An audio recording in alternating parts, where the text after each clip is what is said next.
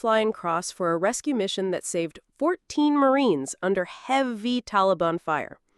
When people see my dress blues with all the ribbons, they know they're looking at a warrior who earned every piece of metal on that uniform. But none of that prepared me for the day my own sister betrayed everything our father died for. My own sister looked me dead in the eye at Dad's funeral reception and called me a cold military bitch who never knew how to love family.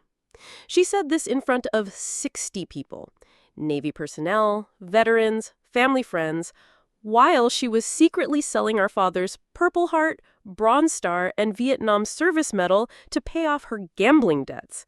What she didn't know was that I had been tracking every single transaction through my contacts at the Naval Criminal Investigation Service for the past 3 months.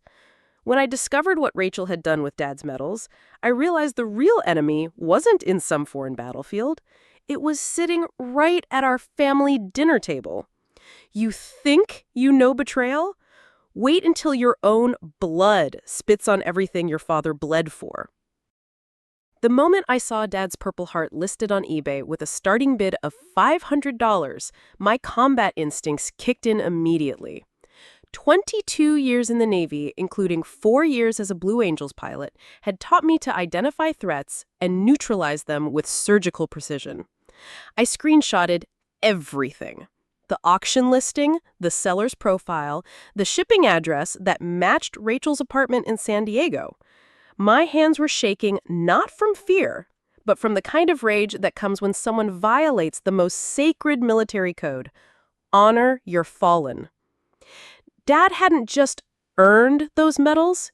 He had bled for them in the jungles of Vietnam, carried shrapnel in his left leg for 50 years, and woke up screaming from nightmares until the day he died. Rachel knew exactly what those medals meant, and she sold them anyway. The tactical situation was clear. My sister had committed theft of military property, fraud, and desecration of veteran honors, all federal crimes under Title 18 of the U.S. Code. But the emotional battlefield was more complex. Rachel was drowning in debt from her casino addiction, facing foreclosure on her house, and apparently desperate enough to betray our father's memory for quick cash.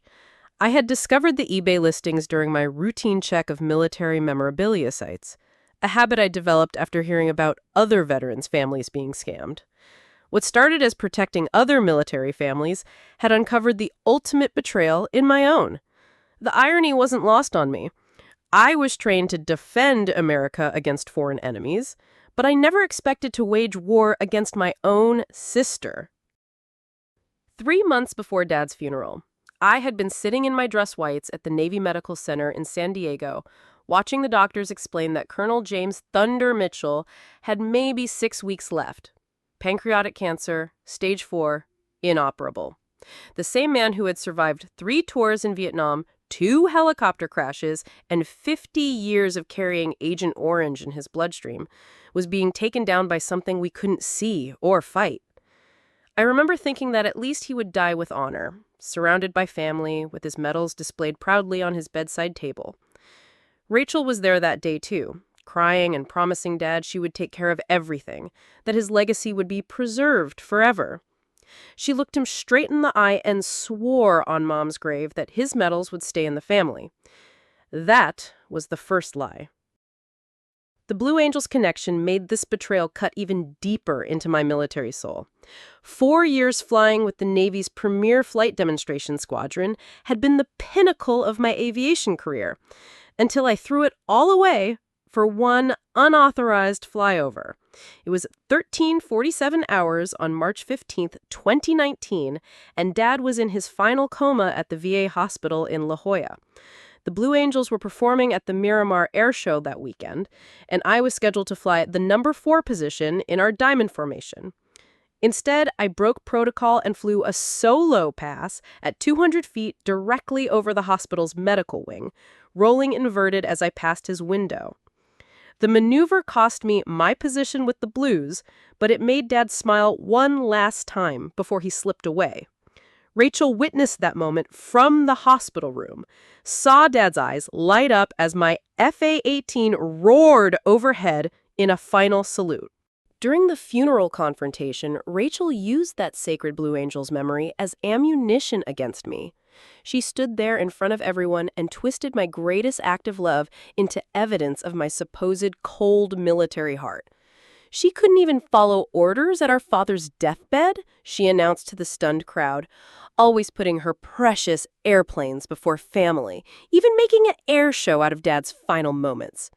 The way she said air show with such contempt, like my 4 years of representing the Navy's highest flying honor was just some selfish hobby.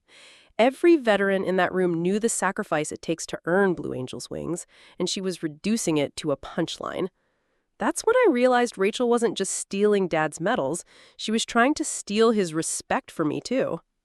What Rachel didn't understand was that breaking protocol for that flyover had cost me everything I had worked 20 years to achieve. The Blue Angels don't forgive unauthorized maneuvers, even for dying fathers. I went from being one of 12 pilots in the world qualified to fly in the Navy's most elite squadron to being transferred to a disc job at Naval Air Station North Island within 48 hours. My flying career was effectively over. My shot at making admiral was gone, and my reputation as a disciplined officer was permanently damaged. But seeing Dad's eyes track my aircraft as I rolled inverted over his window, seeing him mouth, "My daughter, the aviator," one final time, that was worth more than any promotion or assignment. Rachel saw sacrifice. She interpreted it as selfishness. The stolen medals weren't just pieces of metal. They represented 30 years of Dad's service to this country. The Purple Heart came from shrapnel wounds during the Tet Offensive in 1968, when he was a 19-year-old door gunner on a Huey helicopter. The Bronze Star was awarded for valor during a rescue mission where he saved 6 wounded Marines while under heavy enemy fire. The Vietnam Service Medal represented 3 tours in country, 847 combat missions, and the psychological scars he carried for the rest of his life. Each medal had a story, a moment when Dad chose duty over safety, country over comfort, honor over easy survival. Rachel knew these stories because Dad told them every Veterans Day, every Memorial Day, every time he looked at those medals in their display case. Rachel's gambling addiction had started small. Weekend trips to the tribal casinos, office football pools, online poker during late nights alone. But by the time Dad got sick, she was betting money she didn't have on games she couldn't win, lying to her husband about credit card balances, and taking cash advances to pay minimum payments on other debts. The house in Oceanside was already in foreclosure proceedings, her marriage was falling apart, and she was facing bankruptcy. None of us knew how desperate she had become until the medals started disappearing. First, it was Dad's Vietnam Service Medal, then the Bronze Star, and finally, the ultimate betrayal, his Purple Heart, the medal he earned bleeding for his country, sold to pay off gambling debts. When I confronted Rachel about the eBay listings 3 days before Dad's funeral, she didn't deny it. Instead, she went on the offensive, attacking my military service, my dedication to duty, and my supposed inability to understand civilian problems. You've been married to the Navy your whole life. You don't know what it's like to have real problems, real bills, real responsibilities. She accused me of living in military housing, eating at the commissary, and never understanding what it cost to maintain a civilian lifestyle. The irony was overwhelming. She was criticizing my military benefits while literally selling the medals that represented the sacrifice required to earn those benefits. My father had bled for those medals, and she was treating them like garage sale items. The funeral reception confrontation was Rachel's attempt to control the narrative before I could expose what she had done. By attacking me publicly as a cold military officer who put duty before family, she was trying to preemptively discredit anything I might say about the stolen medals. It was actually a smart tactical move. Make me the villain so that anything I revealed about her theft would look like retaliation from a heartless sister. The timing was calculated, too. She waited until I was in dress blues, surrounded by my Navy colleagues, when I would be most constrained by military bearing and protocol. She knew I couldn't create a scene in uniform, couldn't respond with the fury she deserved, couldn't defend myself without looking unprofessional. But Rachel made one crucial mistake in her psychological warfare campaign. She underestimated my intelligence network in the military community. As a colonel with 22 years of active duty, I had contacts throughout NCIS, the Navy JAG Corps, and veteran organizations across Southern California. 3 phone calls to the right people had confirmed the eBay transactions, identified the buyers, and traced the money trail back to Rachel's gambling. Everything changed when Chief Petty Officer Rodriguez, Dad's former Navy corpsman and longtime family friend, pulled me aside during the reception. "Colonel Ditchell," he said quietly, "there's something about Rachel you need to know." He had been at the VA hospital with Dad during his final weeks and had overheard conversations between Rachel and the oncology team. Apparently, she had been researching experimental cancer treatments, clinical trials that weren't covered by insurance, desperate attempts to save Dad's life that could have cost hundreds of thousands of dollars. The gambling debts weren't just about casinos. They were about trying to finance miracle cures that might have given our father a few more months. The intelligence about Rachel's true motivations hit me like enemy fire I never saw coming. Chief Rodriguez explained that Rachel had remortgaged her house, maxed out every credit card, and borrowed against her husband's retirement just to pay for consultations with specialists in Houston, Los Angeles, and Phoenix. When those doctors confirmed what the Navy doctors had already told us, that Dad's cancer was terminal and no treatment could save him, Rachel had started gambling as a desperate attempt to win enough money to pay for experimental treatments in Mexico and Germany. The stolen metals were her last resort, not her first choice. She had literally been willing to destroy herself financially, trying to save our father. This new intelligence completely changed my tactical assessment of the situation. Rachel wasn't just a greedy sister stealing from a dead veteran. She was a desperate daughter who had bankrupted herself trying to save Dad's life. The gambling addiction was a symptom, not the cause. The real enemy wasn't Rachel's greed, it was her grief and her refusal to accept that some battles can't be won, no matter how much you're willing to sacrifice. For the first time since discovering the eBay listings, I understood that Rachel and I had been fighting the same war. We just had different strategies. She chose desperate gambling and stolen valor. I chose acceptance and honoring Dad's memory with dignity. But understanding Rachel's motivation didn't excuse her crimes or heal the damage she had done to our father's legacy. Those medals weren't just family heirlooms, they were official military decorations that belonged to Dad's service record, protected under federal law. By selling them, Rachel had committed felonies that could result in prison time, federal charges, and a criminal record that would follow her forever. More importantly, she had violated the sacred trust between veterans and their families, the promise that military sacrifice would be honored and preserved for future generations. Even if her intentions were good, the execution was unforgivable. The funeral director approached me as the reception was ending, carrying a small wooden box that Dad had left in his final instructions. Inside were documents I had never seen before. Rachel's birth certificate, showing she was adopted at age 2, medical records indicating she had inherited our mother's genetic predisposition to the same pancreatic cancer that killed Dad, and a letter in Dad's handwriting explaining that Rachel had been secretly getting tested for cancer markers every 6 months since Mom died. The final piece of intelligence was devastating. Rachel's most recent test results showed early-stage pancreatic cancer, the same disease that had just killed our father. She was facing her own terminal diagnosis and hadn't told anyone. Reading Dad's letter in that funeral home parking lot, everything fell into place like a perfectly executed flight plan. Rachel hadn't just been trying to save Dad, she had been trying to save herself. The experimental treatment she was researching, the clinical trials she was trying to fund, the desperate gambling to raise money, it was all preparation for her own battle with the same cancer that had destroyed our family.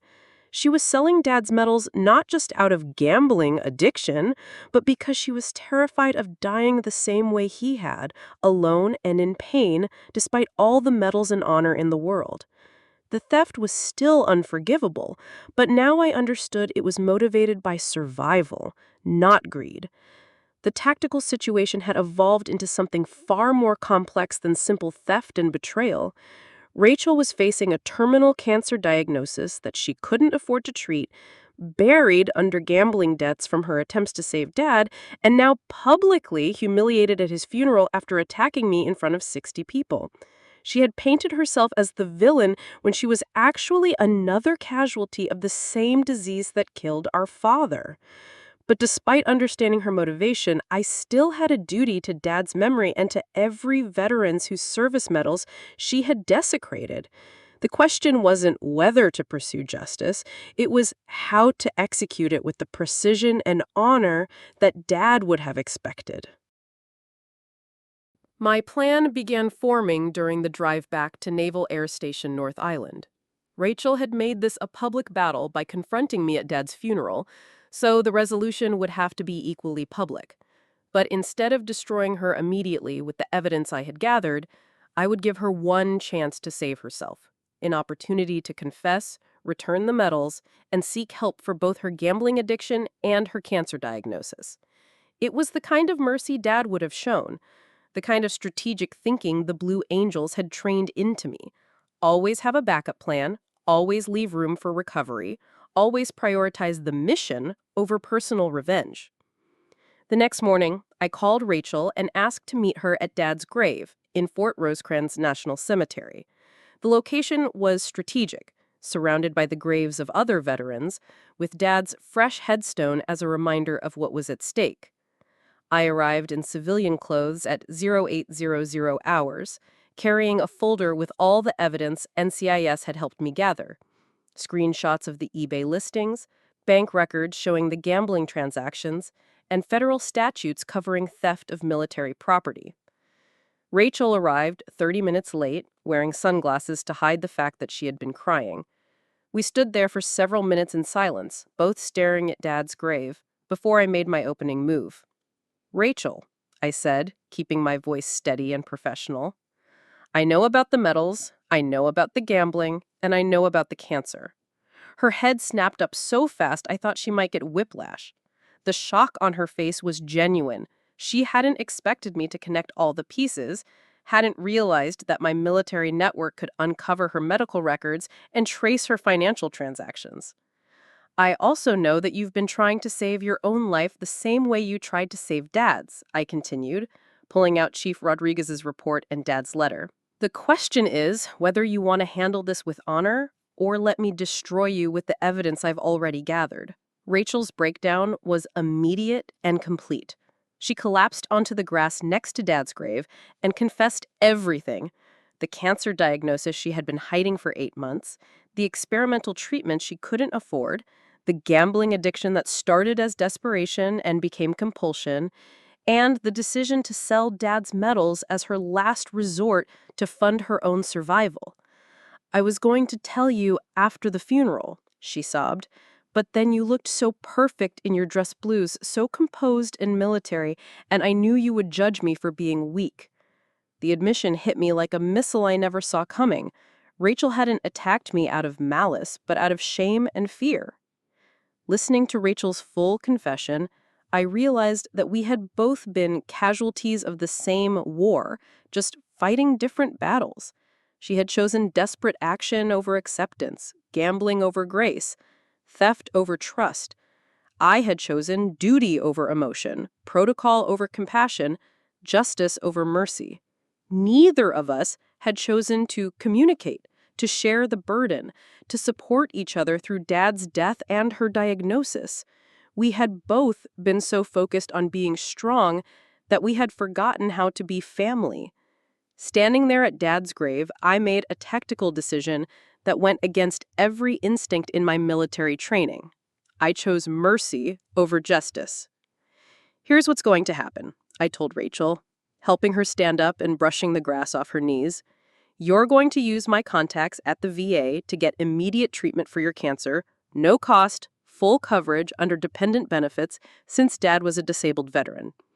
You're going to attend Gamblers Anonymous meetings every day for the next 6 months and I'm going to drive you to every single one. And you're going to help me track down every buyer who purchased Dad's medals and offer to buy them back at double the price. Rachel stared at me like I had just offered her a full presidential pardon, which, in a way, I had. The relief in her eyes was overwhelming, but also fragile. She knew this mercy came with conditions. The conditions were non-negotiable and tactically sound. Rachel would enter treatment immediately at the VA hospital where Dad had died, using the full benefits package that his Purple Heart and disability rating provided for family members. She would attend gambling addiction counseling and financial planning classes to rebuild her destroyed credit and save her house from foreclosure. Most importantly, she would write personal letters to every person who had witnessed her attack on me at Dad's funeral, apologizing for her behavior and explaining the circumstances without making excuses. The public humiliation she had created for me would be balanced by public accountability for her own actions. But my mercy came with military precision and accountability measures that Rachel would have to meet or lose everything. I would monitor her medical appointments, verify her attendance at Gamblers Anonymous meetings, and personally oversee. The medal recovery operation began immediately with military efficiency and Rachel's full cooperation. We had identified 3 buyers through the eBay transaction records: a collector in Phoenix who had purchased the Vietnam Service Medal, an antique dealer in Denver who bought the Bronze Star, and a private collector in Chicago who had acquired Dad's Purple Heart. Rachel called each buyer personally, explained the situation, and offered to repurchase the medals at double the original price plus shipping. 2 of the 3 buyers immediately agreed to return the medals, understanding the family circumstances and military honor involved. The Chicago collector demanded triple the price, but Rachel agreed without hesitation. Getting Dad's medals back felt like completing a rescue mission behind enemy lines. Each package that arrived felt like recovering a piece of our father's soul. A small victory against the chaos that grief and desperation had created in our family. Rachel handled each returned medal with the reverence she should have shown originally, carefully cleaning and placing them in the display case that had sat empty since Dad's death. Watching her restore Dad's military honors with her own money, earned from selling her wedding ring and valuable possessions, was more satisfying than any court-martial or criminal prosecution could have been. The real victory came 6 weeks later when Rachel completed her first round of chemotherapy at the VA hospital, funded entirely by Dad's veteran benefits. The experimental treatment she had been trying to finance their gambling was actually inferior to the cutting-edge protocols available through military medicine. Dad's service record and Purple Heart had unlocked access to specialists, clinical trials, and support services that no amount of casino winnings could have purchased. "He's still taking care of us," Rachel whispered during one of her treatments, looking at Dad's Purple Heart, which she now wore on a chain around her neck. "Even after death, Dad's service is saving my life." 3 months after Dad's funeral, Rachel stood up at a Navy veterans meeting and publicly told her story. The gambling addiction, the stolen medals, the cancer diagnosis, and my decision to choose mercy over justice. The room full of veterans listened with the kind of attention reserved for after-action reports from combat zones.